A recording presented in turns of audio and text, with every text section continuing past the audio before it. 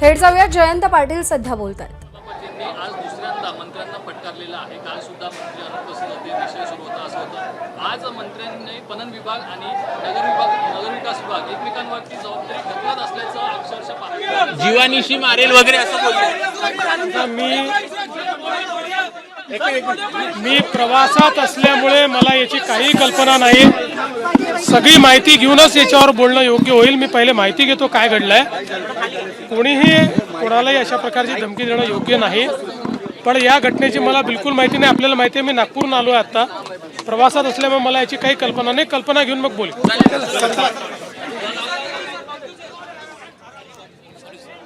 तर संजय दिना पाटील यांनी पत्रकारांना जी शिवीगाळ केलेली आहे, जी आक्षेपार्ह भाषा वापरली आहे, त्या संदर्भात सविस्तर माहिती घेऊन मगच प्रतिक्रिया देईन असं मुख्यमंत्री देवेंद्र फडणवीस म्हणालेत. आपण प्रवासात होतो त्यामुळे या संदर्भातली आपल्याला माहिती नाही असं ते म्हणालेत.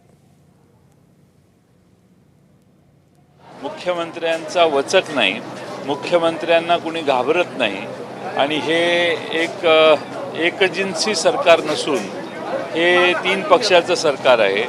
सगळे आपापल्या नेत्यांना मानतात आणि त्यामुळं सरकार म्हणून एकत्रितपणाने हे सरकार वागताना दिसत नाही आणि त्यामुळं मुख्यमंत्र्यांचा वचक जर त्यांनी वाढवला तरच सरकारची अशी लखतरं निघणं थोडंसं थांबेल. महाविकास आघाडीच्या बैठकीला आपण नव्हता, त्यामुळे चर्चा सुद्धा उद्धव ठाकरे कुठेतरी नाराज आहेत.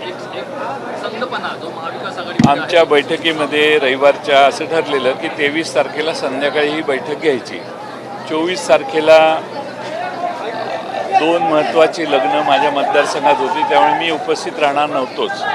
पण मी माझ्या सहीने आमच्या सदस्यांना उपस्थित राहायला सूचना केलेल्या होत्या.